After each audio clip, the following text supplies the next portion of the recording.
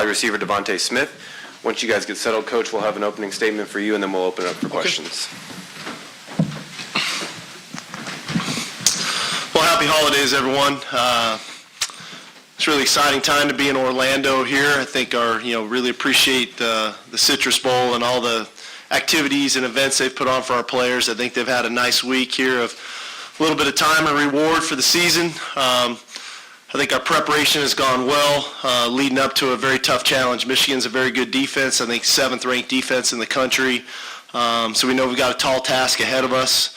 I think our players have worked extremely hard. We got to kind of fine-tune the final pieces to this thing over the next couple days and get ready to play a very good football team here on January 1st. All right, we'll open it up for questions.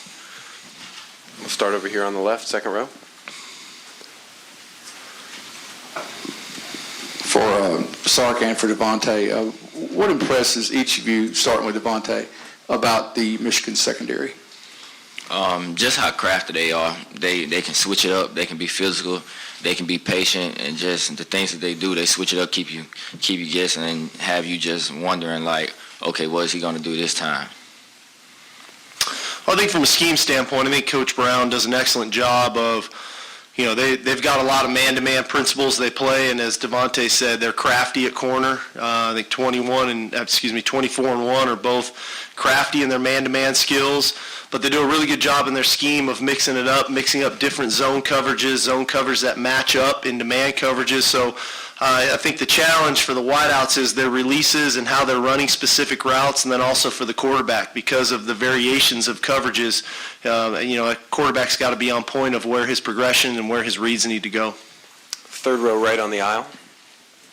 Tony Segal, BamaInsider.com. To Devontae, we just talked with Coach Gaddis. How influential is he in your development as a receiver? Well, I mean, every receiver coach that came in has taught all of us something different. So it's just depending on the type of coach they are. He's more the technical one, so he kind of taught us more the technical things of being a receiver. We're going to go over on the left, third row. Sark, where have you seen Mac improve the most throughout the season? And since he took over as a starter, how has he made this team his own? Well, I think, anytime you're a backup quarterback, we do a really good job, in my opinion. Coach Saban does a great job in practice of getting our ones and twos a lot of reps and quality reps. But there is something to be said about when you're the one and you're taking those reps in practice and then applying it to the game. A lot of times when you're the backup, you work all week and you may not get in that ball game. And so I think Mac's done an excellent job from when he got thrown in against Tennessee. That's a different formula. And then all of a sudden you get the week to prepare, you become the starter against Arkansas, and you get those reps, you get those looks, and then you go out and perform. I think it naturally just builds confidence. And with his confidence, as that has built, in my opinion, throughout the year with Mac, I think the confidence in his teammates for him has grown. I think the receivers, the offensive line, all of a sudden those guys see number 10 go in there, make throws against Auburn where guys are breathing down his face at critical moments on third down, getting conversions. So I think that's where he's grown. I think he's translated the practice to the game, built his own confidence, and then in turn that's built the confidence in his teammates and him as well. We're going to go in the far right in the center. Steve, there was an opportunity or a chance that you could have been hit hard with guys not playing in this game. One, what was your reaction when you found out you're going to have pretty much a full arsenal? And two, what do you think it says about the mindset of this team? Is it those guys that made those decisions as they enter this game? Well, obviously, having been here for a year now, you start to learn not just the player and the jersey number, you start to learn the character of the players we have, especially on offense, the guys I deal with the most. And these are highly competitive guys now, and these guys strive for excellence. They work extremely hard every day. They come to meetings ready to attention to detail. But at the end of the day, it's the competitive spirit I think all these guys have. And for us to have all these guys playing in the game offensively are needed. We're going against a very good defense. But also, I just think it speaks volumes to the type of character kids we have. I'm proud of the work that they've done all year and excited to have these guys go out and play and perform and compete on the first. Back in the second row left.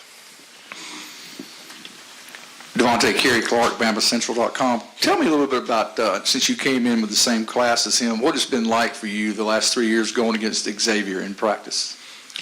Just knowing that you have the other side being just as competitive as you. He's a perfectionist, so like he always wants things to be perfect. And I know that if I'm going out to practice, I know he's going to match my intensity every day. So just going out there, having that, it just makes both of us better. Third row, far right. Steve, I imagine your paths crossed with Jim Harbaugh when you were in Washington. Could you describe your relationship and your interactions with him and your impressions? Well, I think Jim's an excellent football coach. I mean, he's done it on every level, from University of San Diego to Stanford to the 49ers, now with Michigan. I mean, he's a fantastic coach, very intense guy. The one thing, his teams always play hard. They're physical, they're tough, and well coached, good schemes. And I saw it as a head coach from both sides of the ball. Obviously, I'm seeing it now from a defensive perspective, but I imagine they play well and coached well on offense and a physical outfit. So really good coach, really good competitor. Excited for the challenge to go against him again. Stand on the right in the middle. Michael. Steve Knight, your second time back at Alabama. What will be your reflections when you think back on the 2019 season as offensive coordinator? Was a tremendous experience. Like I said, I'm fortunate. I get to go to work every day with really good people, from the top down, from Coach Saban to our offensive staff to our players. I mean, these guys are fun to coach. They want to be great. We try to push them every day, not only from a physical standpoint, but from a mental standpoint. We put things on them at a very high level, and they've responded. And so I'm just appreciative of the opportunity that Coach Saban's given me to come back. And it's been a joy to coach these guys. I mean, they are highly, highly competitive young men. There's always going to be that kind of sour taste in your mouth in some capacity, because we felt like we missed a couple opportunities in games that we really feel like we should have and could have won. Unfortunately, we didn't get that done. So the reality of it is we get one more opportunity to go show what we're about offensively, and I think our guys are going to be ready to play. Stand on the right, 2 rows up. Devontae, what have you seen out of Josh Jobe this year? He's an emotional player, obviously. How have you seen him kind of balance the passion that he plays with, but also being disciplined? With Josh, I feel that it's just the will to want to play this game and just the passion he has for it. So with Josh, he go out there, he practices hard every day, and that's just him wanting to do it. So he may get frustrated at times when things don't go his way, but it's not because he's a bad person. It's just because he loves playing football. Over on your far right, second row. Steve, Jim has had to make an adjustment from pro style more to a spread. Can you talk about the challenges that go into that from your personal experience, and then also how much is that a necessity now because players, only stay maybe 3 years and go off to the league if they're really good? Well, I've lived that life, all the way back to my days as an assistant at SC. We were a total pro-style offense, and kind of made the transition in my last couple years at Washington. Was in the kind of the spread, opened up shotgun world there, SC. Obviously going to Atlanta the last couple years, it was back to the pro-style, but we started to incorporate even more of the spread kind of principles there in the National Football League. And now to be back, I think when you watch us play, and I'm sure when you watch Michigan, the little bit I've seen of them it is spread principles, it is shotgun, but if you dig down deep into it, there's a lot of pro-style offense still involved in what we do and involved in what they do. And I think that's the fine line, that's the balance, because you want to be successful. Our job is to put our players in the best position to be successful on game day.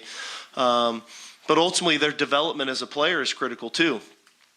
And your intent and your attitude of your football team, I think one of the challenges is if you keep throwing it, you start to lose some of that foundation as a physical football team, the ability to run the football, the ability to play action pass, to throw the ball down the field. So there is a fine line, and week to week that varies, obviously based on your opponent.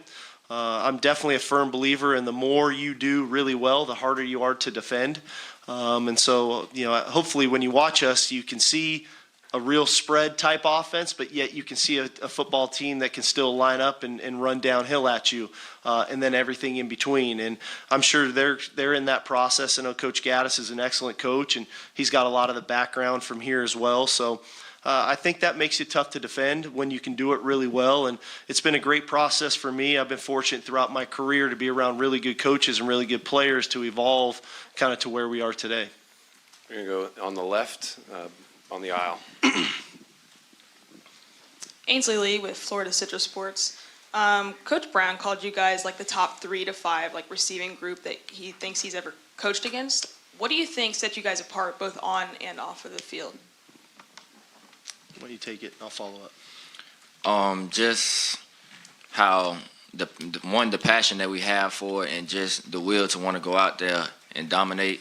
Just when we're out there, we're going to try and just play not only for us but for everybody. And so, and just like we always try to be, we one of the smaller receiver groups, and we always try to be physical and try to play bigger than what we are. So I just feel like just the will to want to do it. You know, I'll follow up with that. I think these guys have an extremely high football IQ. Not only are they physically gifted, not only are they really great competitors, they're tough. Their football IQ is very high. And as a coach, that makes it enjoyable to coach them because you can put different things on them. You can move them around. You can coach conceptually rather than just one person, this is what you do on this play. And these guys eat it up. And it starts with guys like Smitty and Ruggs and Jerry, but it works its way down through the entire group with Waddle, Shavers, Slade Bolden, Mechie, Ziggy. All these guys have started to embrace this. It's bigger than just me releasing at the line of scrimmage. It's big picture, it's scheme, and that makes it fun for us to coach. Final question, third row on the left. Steve, you've known Tua a long time, first to offer him and all that. What was your reaction, obviously, seeing him suffer that injury, and how have you seen him rebound so far last several weeks? I think I could speak probably for all of us. I mean, we were all hurt for him. Tua, for those of you that don't know him, and some of you in the room do know him, I mean, he's the guy, when he walks in the room, he lights it up. And it doesn't matter if it's the training room, the locker room, the practice field, the equipment room, the coach's office. That guy is a true leader. Everybody knows the work ethic and the desire and the competitiveness he has. So I think we were all very hurt, and I think the odd part is, and Coach Saban had mentioned this even right after he got hurt. When I reached out to him after the game, I felt like he was picking me up, and that's just him. He's so positive, he's so upbeat, and that's how he's been throughout his rehab now. He's in really good spirits. I don't think there's a guy who supports Mac more than Tua. But that's who the guy is, and wherever his future holds for him, this guy's going to be successful in life. And I think as coaches, that's all you can ask for. Coach him another year. I'd like to coach him forever, but that's the nature of our business. You recruit players come in, you try to develop them as best you can, have a lot of team success and ultimately individual success so that they can go on and move on in life and be successful humans, and then you bring in new people. So, like I said, he's a fantastic human, and forget just number 13 on the field, it's who he is off the field that I think is probably more impressive. Gentlemen, thank you for your time. Enjoy the rest of your week. Okay, thank you.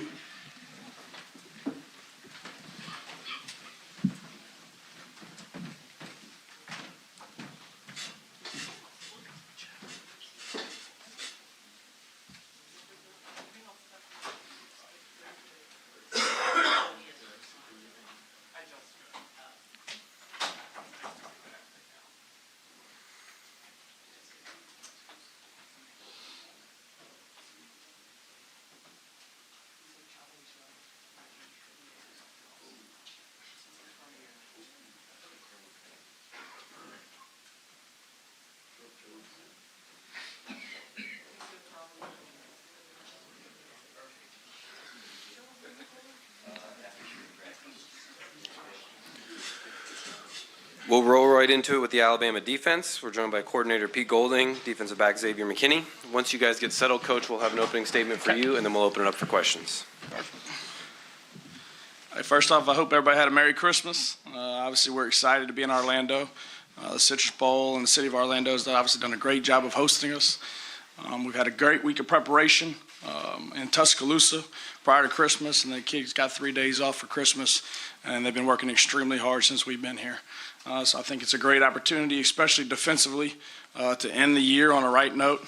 Obviously, we've had a lot of young players playing for us that we think have progressed throughout the year. But I think it's very important for us to finish this year on the right note, play extremely hard and play to the standard of Alabama football.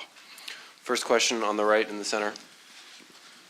Pete, earlier this year, Nick kind of highlighted how difficult your job was this year because of the linebacker situation, having to kind of lead those guys. One, how challenging was that for you? And two, how much did you learn about yourself coaching this year? Yeah, I mean, I think obviously, I mean, you're at Alabama. And so I think you're coaching some of the best players in the country, with some of the best staff in the country, for the best coach in the country. So I think it's not as bad as people think it is. Obviously, those two freshmen that came in are really good players. I think the struggle, obviously, for any young player in any system coming into college football as a freshman is adjusting to the speed of the game. And then I think as many shifts, emotions, and things like that they see when the pitcher changes, those guys having to make a call in a split second, and then all 11 guys are waiting on them to make the call, because they're the signal caller of the defense. I think that was a struggle early for them. But I think both those guys in the middle of our defense love football. They're extremely smart. They prepare the right way. And I think obviously, Xavier could talk about that. But they're in there all the time. And I think they got better throughout the year. They had their growing pains. I had my growing pains. It wasn't always perfect by any means, but it was a situation that we were put in. But I'm extremely proud of how they handled themselves and the preparation they put forward. Staying on the right, say one row back on the aisle. For Xavier, we've heard a lot about this team having something to prove and wanting to make a statement. What exactly is the statement that this team wants to make in this game? Just that we got it. Just that we can still compete. We can still play hard. That we still had the Bama factor, something that we talk about a lot. So I know in a lot of the games that we play, we haven't really played our best. But we just want to come out here and show that we still can play and that we still can show that we are Bama and that we can go out and dominate. Same row on the right. For Pete, is there something maybe the outsiders, people who aren't in the program who don't understand, what do they not understand about the process of these young guys coming in and learning the defense kind of on the fly like they had to? I mean, I think obviously a lot of programs play freshmen. I think a lot of it has to do with the position that they're playing and who's around them. I think it was a unique deal this year that you lost two guys at the same position to where you have two 18-year-olds that have never been in the system side by side. And I think a lot of times they're looking for confirmation, and they're looking for confirmation in the guy beside them that doesn't really know either. And I think that's been the big difference in the past. It's not like freshmen haven't played at the University of Alabama or freshmen don't play at every other school in the country. That happens. It's going to happen. But I think the big difference is that guy having to make the calls, set the front, set the blitzes, and then having validation beside him to where if he's second-guessing himself, no, hey, it's Ringo, Ralph, just to confirm what he was thinking. I think that was probably the difference this year of having two 18-year-old kids side by side in the middle of your defense that are responsible for making the calls. So I think that was the unique part of it, to where you can look across the board, people play freshmen. Alabama's going to play freshmen. We're going to have great juniors that go out to the draft. That's going to happen. So you're going to have to replace those guys and develop the bottom of your roster. But it's unique in those guys having to be the signal caller and being side by side. I think that was kind of the difference. We'll go over on the left, second row on the aisle. Pete, you mentioned you've had your growing pains this year. Mm-hmm. Where have you learned and grown the most as a play caller? And do you have an example of maybe a situation later in the season that you did differently? Yeah, I think it's always tough as a coach. I think obviously when you prepare and you're seeing what the opponent does and you're trying to take away their bread and butter and obviously give them different looks and all those things to take away, to some of their top plays, I think you got to be careful of asking your guys to do something that they maybe can't do. And I think at times as coaches, we always want the answer and we always want the chalk glass. And schematically on the board, we want to look like we've got the extra guy or we're fitting this the right way. And I think at times we put too much on those guys to where they're thinking instead of reacting. And I think especially for young football players, to be able to get lined up, set the front, keep the coverage obviously the same, and be able to adjust out what you're in helps those guys. And I think sometimes as coaches, we can think too much. I think we're too damn smart at times, all right? And then, try to put them in certain situations to where they start changing the picture and we change the coverage because it's what's best to do. However, if you can't execute it, it doesn't matter the call. We got to be able to execute, obviously the call, whatever we call. But I think the big thing is obviously trying to keep it simple, however, be sound and be multiple, because I think obviously we got good offensive coordinators, good quarterbacks. So if they know what you're going to be in, obviously they have a play designed to beat it, So I think obviously for us, from a pitcher standpoint, having the ability to change the pitcher, but keep it simple for our guys where the rules stay consistent and they can play fast. I think obviously that was something throughout the year that we kind of improved on. We still got to get a lot better at. We're going to stay on the left. Xavier, I wanted to ask you about one of your teammates that you came in to Alabama together with. What's it been like the last 3 years in practice going against Devonta Smith? Man, it's tough. He's one of those guys that makes you better. First when I came against him, like when we first came in, we didn't really go like against each other that much. But throughout the past 2 years, I've had a chance to go one-on-ones against him when we're doing 2-on-2 drills, and it's tough. It's hard to guard him. He's a guy that can run. He's physical. He don't look super physical because he's not really a big guy, but he's definitely a guy that's very physical. He's not really afraid of anybody, and he definitely makes sure he competes every time. So he's one of those guys that's tough to guard either way it goes. So I try to do my best, and I know every time I go against him, I try to give him my best shot because I know he makes me better every time. So it's definitely fun going against him because I know I get to compete against him. I know that he's gonna make me better. Over on the right, third row in the center. James Ogletree, the Crimson White. Pete, wanted to ask you about two guys who look like they could potentially be in line to play a little bit more in this game than they have. That's Josh Jobe and Chris Allen. With Josh, we know he's a passionate player. How have you kind of taught him to harness that and still play with that passion but be disciplined? And then what kind of growth have you seen out of Chris this year? Yeah, I think obviously Josh has had a really good week of preparation, both in Tuscaloosa and here. He's an extremely competitive kid. Obviously, he's got the skill set and the length that we want at that position. And I think he's done a great job over the last 2 weeks, and Coach Scott and Coach Saban obviously coaching him, of locking in and focusing on his job. And just controlling what he can control, finishing on the ball in the deep part of the field is something that he's been working on throughout the year that I think he has improved on. But he's been very good at the bottom of the route. He is an emotional kid, but he's learned to control his emotion and not play emotional. And I think that's obviously something the coach talks about a lot. That's kind of showed up early. But he's maturing. Obviously, he understands the role he's in. He's got some great players around him. Xavier does a really good job with him. And, those guys in the back end are very close groups, so they kind of help lead themselves. But I think the last two weeks he's really been focusing on his job, obviously controlling what he can control, but playing with emotion but not getting emotional, which Coach talks about all the time. And I think that's something he's starting to do. We're going to go over on the left in the back. Joseph Salvador, Florida Citrus Sports. Coach, what are you seeing from Shea Patterson on film? Why has he been so successful his last couple of games, especially the last 3 games? Yeah, I think obviously offensively what they do, Coach Gaddis and those guys do a really good job. So schematically, they make you count for all 11. They're going to run the quarterback. So obviously your structure on defense, you got to be able to account for the quarterback in the run game. And then I think on third down, he does a really nice job of extending plays. So when things break down in the back end and they got guys covered, he can step up or out. And he does a really nice job based on the coverage, whether he's going to scramble if the back's to you in a 2-man principle, or he does a nice job in zone of keeping his eyes downfield. Their receivers do a really good job of breaking off the routes. And a lot of their explosive plays come on third down when the play broke down. It wasn't designed to be that way, but it became an explosive play off the scramble, in a man principle or a zone principle, the scramble rules, and he hits a deep shot. So I think the big thing is accounting for him, obviously in the run game. He's very athletic. They do a lot of unique things to be able to run the quarterback for you to use all 11 guys. And then I think on third down, it's going to be pivotal, obviously, to keep him, make him be a pocket passer.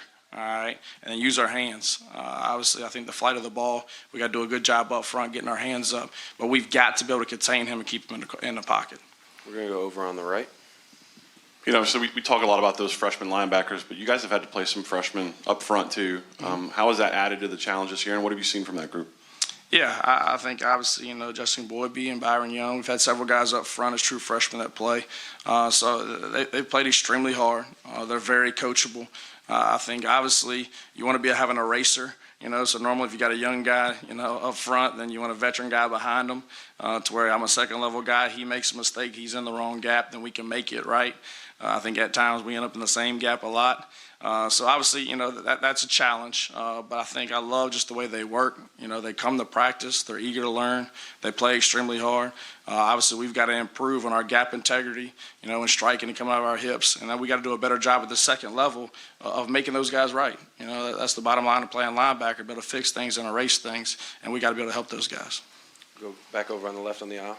Isaiah Hole, Wolverines Wire. Pete, what are the challenges of going up against a guy and Josh Gaddis, a guy that was in your building, and what have you seen out of his offense, whether it be similarities, differences from his time in Tuscaloosa to Ann Arbor?